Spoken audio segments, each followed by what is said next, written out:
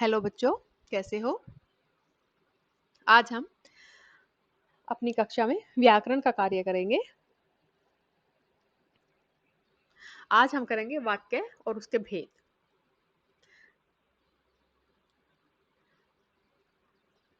सबसे पहले वाक्य किसे कहते हैं? ठीक है, ये थोड़ा सा बड़ा कर देती हूँ, अब तुम्हें देखने में आसानी रहेगी। वाक्य किसे कहते हैं, उदाहरण सहित इसका उत्तर दीजिए। तो वाक्य क्या है? सार्थक शब्दों का उस समूह को वाक्य कहते हैं जो अपेक्षित अर्थ को प्रकट करता है। अर्थात शब्दों का वह समूह जो हम उसका अर्थ चाहते हैं वो हमें पूरी तरह से समझा पाए, उसे हम वाक्य कहते हैं। तो वर्णों से क्या बनते हैं? शब्द बनते हैं, और शब्दों से क्या बनता है? वाक्य बनते हैं। ठीक है, तो वाक्य में कम से कम दो शब्द जैसे कर्ता और क्रिया का होना बहुत ही आवश्यक है। किंतु बातचीत में कभी कभी क्या होता है, हम विवशता की स्थिति में एक ही शब्द से भी वाक्य का काम ले लेते हैं। जैसे कहाँ जा रहे हो किसी ने पूछा तो हम कह देते हैं विद्यालय। क्या काम करते हो? व्यापार। तो क्या है कि जो इन्होंने विद्यालय और व्यापार जो जवाब दिए, इसका मतलब क्या है कि मैं विद्यालय जा रहा हूँ, मैं व्यापार करता हूँ। ये क्या है, एक शब्द में ही पूरे वाक्य का कार्य कर रहे हैं। ठीक है, तो ऊपर दिए गए जो वाक्य हैं, दूसरा और चौथा वाक्य एक एक शब्द का है। सुनने वाले जो इसका मतलब है वो आसानी से समझ लेते हैं। ठीक है, तो वैसे तो वाक्य क्या है, उसमें कर्ता भी होना चाहिए और क्या होना चाहिए, क्रिया का होना भी बहुत आवश्यक है। लेकिन कभी कभी जब हम उसका उत्तर देते हैं तो क्या होता है, वो वाक्य एक शब्द में भी अपना पूरा अर्थ प्रकट कर देता है। ठीक है, आगे है वाक्य के तत्व। वाक्य के मुख्य तौर पे 6 तत्व होते हैं। पहले नंबर पे आता है योग्यता। इसका अर्थ क्या हुआ कि वाक्य में प्रयुक्त शब्द अपने अनुसार, प्रकरण के अनुसार अर्थ व्यक्त करने की योग्यता या क्षमता होनी चाहिए। जैसे दीवार खाती है, यह शब्द समूह वाक्य नहीं हो सकता क्योंकि दीवार खाने की योग्यता नहीं रखती। इस प्रकार घोड़ा घास पीता है, यह शब्द समूह वाक्य नहीं बना क्योंकि घास पीने का पदार्थ नहीं है। अतः सही वाक्य क्या हो सकता है, घोड़ा घास खाता है या घोड़ा पानी पीता है। तो क्या है, यानी जो भी हम वाक्य बनाते हैं उसका अगर सही अर्थ नहीं निकल पा रहा है तो वो वाक्य सही नहीं है। तो सबसे पहले वाक्य के तत्व में क्या आ गया, योग्यता। ठीक है, उसके बाद है आकांक्षा। वाक्य अपने आप में पूर्ण होना चाहिए, उसमें कुछ आकांक्षा या जिज्ञासा नहीं झलकनी चाहिए। यानी ऐसा न हो कि अगले बंदे ने बोल के वाक्य पूरा खत्म कर दिया और फिर भी हम कुछ ये सोचे या हम ये इंतजार करते रहे कि आगे कुछ और बोला जाएगा तब वाक्य पूरा होएगा तब हमें समझ में आएगा। ऐसा नहीं होना चाहिए। ठीक है, अब इसका उदाहरण देख लो। जैसे रात को जागता है, क्या जागता है, कौन जागता है, कुछ नहीं पता चला इसमें। ठीक है, तो इस वाक्य को सुनकर श्रोता को यह जानने की जिज्ञासा बनी रहेगी कि क्रिया का कर्ता कौन है, यानी कौन जाग रहा है। तो अतः पूर्ण वाक्य इस प्रकार से बनेगा कि चौकीदार रात को जागता है। ठीक है, नंबर 3 पे कौन सा है, आसक्ति। आसक्ति का मतलब निकटता। आसक्ति का अर्थ है निकटता या समीपता। बोलते अथवा लिखते समय वाक्य में के शब्दों में निकटता या समीपता होना नितांत आवश्यक है। नितांत का मतलब बहुत ज्यादा जरूरी है। अगर हम शब्द थोड़ी थोड़ी देर के बाद रुक रुक कर बोलेंगे या लिखते समय बहुत दूर दूर लिख देंगे तो वो क्या होएगा, वो अपना अर्थ पूरी तरह से प्रकट नहीं कर पाएंगे और हम उसका अर्थ भी समझने में पूरी तरह से सक्षम नहीं हो पाएंगे। ठीक है, क्योंकि उनके बीच में ठहराव आ जाएगा, उनके बीच में दूरी आ जाएगी। इसलिए वाक्य के बीच में उतना ही गैप, उतना ही स्थान, उतने ही विराम चिन्ह या उन सब का चीजों का ही हम प्रयोग करते हैं जितने की आवश्यकता होती है। ठीक है, तो वाक्य को बनाने के लिए पहले कौन से तत्व थे, योग्यता, दूसरा आकांक्षा, तीसरी आसक्ति या निष्कटता। अब चौथा है सार्थकता। यह वाक्य का सर्वाधिक अनिवार्य तत्व माना जाता है। तो क्या है, वाक्य का प्रत्येक शब्द सार्थक होना चाहिए। सार्थक का मतलब जिसका सही अर्थ निकले। इसमें निरर्थक यानी बिना बात के शब्दों का प्रयोग नहीं होना चाहिए, और जब होता है तो कुछ ना कुछ अर्थ प्रकट जरूर होता है। कच-कच शब्द निरर्थक है, लेकिन क्या कच-कच लगा रखी है। इस वाक्य में शब्द का अर्थ क्या हुआ कि क्या व्यर्थ की बातें कर रहे हो, यानी क्या फालतू की बकवास कर रहे हो। तो यह क्या हो गया, तो ये क्या बन गया, इसमें वाक्य में सही तरीके से प्रयोग किया गया तो इसमें सार्थकता बन गई है ये। आगे है पद क्रम। वाक्य के सभी पदों का एक निश्चित क्रम होता है। यह क्रम ही वाक्य को व्यवस्थित एवं सार्थक बनाता है। उदाहरण के रूप में अब देखो, हिंदी में प्राय कर्ता के बाद कर्म और उसके बाद क्रिया का प्रयोग किया जाता है। मोहन पत्र लिखता है, किंतु पत्र मोहन लिखता है या लिखता है मोहन पत्र, ऐसे शब्द समूह वाक्य नहीं कहलाएंगे क्योंकि इसमें पद क्रम नहीं है। ठीक है, तो क्या है, छठे नंबर पर है अन्वय। अन्वय का अभिप्राय यह है कि वाक्य में लिंग, वचन, पुरुष, काल, कारक आदि के अनुसार क्रिया का प्रयोग होना चाहिए। इस मेल के बिना वाक्य के अर्थ में भ्रम उत्पन्न हो जाएगा, यानी हम समझ नहीं पाएंगे। इस प्रकार के मेल को ही अन्वय कहते हैं। उदाहरण के तौर पर देखिए, गीता सुंदर नाचते हैं अशुद्ध है। गीता सुंदर नाचते हैं, गीता तो एक है तो नाचते क्यों है, यहाँ पे तो गीता सुंदर नाचती है, ये सही हुआ।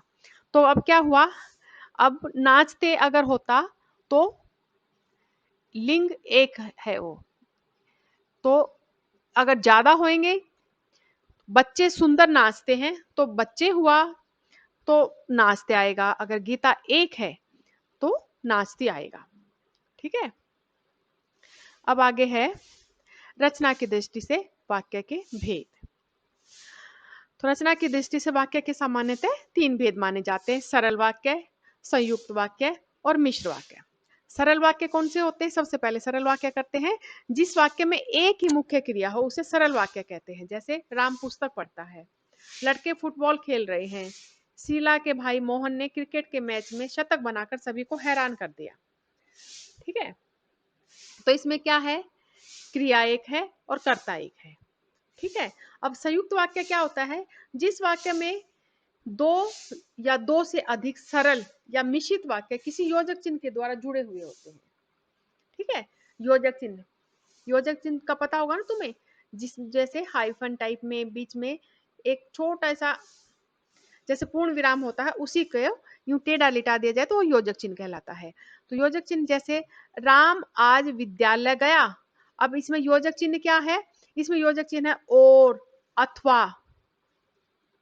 ठीक है, ये सब योजक चिन्ह आएंगे। देखो जैसे पहला उदाहरण है, राम आज दिल्ली गया और शाम तक लौट आएगा, तो ये जो और है योजक चिन्ह है, राम दिल्ली गया एक वाक्य है, और दूसरा जो मिश्रित वाक्य क्या है, शाम तक लौट आएगा। अब इन दो वाक्यों को योजक चिन्ह और के द्वारा जोड़ दिया गया तो क्या बन गए, ये संयुक्त वाक्य बन गए हैं।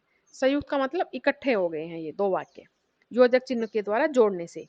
ठीक है, जैसे आप चाय लेंगे या आपके लिए कॉफी बनाऊं, जैसे उसने पूछा कि आप चाय लेंगे या आपके लिए कॉफी बनाऊं, तो कॉफी बनाऊं आधा वाक्य है, लेकिन जब हम इसको या योजक चिन्ह यहाँ पर जोड़ा गया है तो पहले ही पता है कि वो बनाने की बात कर रहे हैं, तो ये आश्रित मिश्रित उसके ऊपर निर्भर वाक्य है। ठीक है, तो क्या है, या योजक चिन्ह के द्वारा जोड़ दिया गया है। अब इन दो वाक्य अधूरे होते हुए भी अपने आप में पूर्ण बनकर एक हो गया है, इसलिए संयुक्त वाक्य है। कल मोहन आएगा और सोहन भी आएगा। ठीक है, यहाँ पर और के द्वारा जोड़ दिया है। सत्य बोलो किंतु कटु सत्य न बोलो, तो यहाँ पर दो जो वाक्य है वो किसके द्वारा, यहाँ पर किंतु के द्वारा जोड़ दिए गए हैं। तो यहाँ पर या, किंतु, और, अथवा, ये सब क्या है। अब जैसे अगला क्या है, वह बीमार है अतः जाने में असमर्थ है।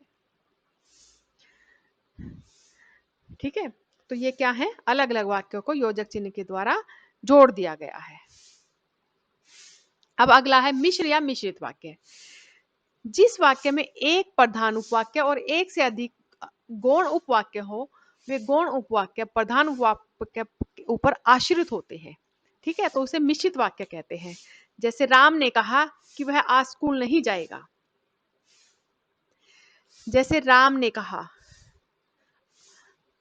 ये अपने आप में क्या कहा नहीं हुआ ना, तो इसके ऊपर ये निर्भर है कि अभी आगे वाक्य कोई और आना है, तो वह आज स्कूल नहीं जाएगा कि के द्वारा जोड़ दिया गया है और वो उसके ऊपर आश्रित है। क्या कहा राम ने, कुछ क्लियर नहीं हुआ ना हमें? तो इसलिए जब एक वाक्य दूसरे के ऊपर निर्भर होता है, उसके बगैर उसका कोई अर्थ नहीं निकलता है, तो मिश्रित वाक्य में आ जाता है। जब मैं स्टेशन पहुंचा, गाड़ी छूट चुकी थी। अगर हम खाली इतना ही कर देंगे, जब मैं स्टेशन पहुंचा, तो क्या हुआ आगे? कुछ नहीं पता चला ना। और अगर हम खाली इतना बोले, गाड़ी छूट चुकी थी, तब भी कुछ नहीं हुआ, वो भी अधूरा सा रह गया। तो क्या हुआ? एक दूसरे के ऊपर, एक प्रधान वाक्य है इसमें और दूसरा उसके ऊपर उपवाक्य उसके साथ जुड़ा हुआ है। ठीक है, एक दूसरे के ऊपर निर्भर है। तो क्या हुए? ये मिश्रित हो गए। अब आश्रित वाक्य के भेद हैं। तो 3 भेद होते हैं: संज्ञा उपवाक्य, विशेषण उपवाक्य और क्रिया विशेषण उपवाक्य। ठीक है, कालवाची क्रिया विशेषण, रीतिवाची, परिमाणवाची, स्थानवाची। जो स्थान का बारे में बताए, रीति जो कार्य हो रहा है उसके बारे में बताए, काल जो समय चल रहा उसके बारे में बताए, परिमाण जो वस्तु कि जैसे देखो, जैसे उदाहरण दे रखा है, जैसे जैसे आमदनी बढ़ती जाती वैसे वैसे महंगाई बढ़ती जाती है। तुम जितना पढ़ोगे उतना ही लाभ होगा, यानी उसके ऊपर निर्भर है। ये जो कार्य जो किया जाएगा उसी के ऊपर निर्भर है। ठीक है, तो ये आज हमारा क्या था? वाक्य था। उसके पश्चात जो अगला वाक्य करेंगे, हम दोबारा दूसरी क्लास का कार्य करेंगे, उसमें हम बताएंगे कि सरल वाक्य को संयुक्त वाक्य में किस प्रकार से बदला जाए, और संयुक्त वाक्य को मिश्र में, और मिश्र को हम सरल वाक्य में भी कैसे बदल सकते हैं। अगली कक्षा में हम ये करेंगे। तो आज का कार्य हमारा इतना ही था। उम्मीद करती हूँ तुम्हें समझ में आ गया होगा, और सब बच्चे अपनी नोटबुक में ये सारा जो मैंने डाल दिया है वाक्य के बारे में, ये अपनी नोटबुक में सब बच्चे लिखेंगे। कोई भी बच्चा आज का कार्य कल पर नहीं छोड़ेगा। हर बच्चे हर रोज का कार्य हर रोज करेंगे। धन्यवाद।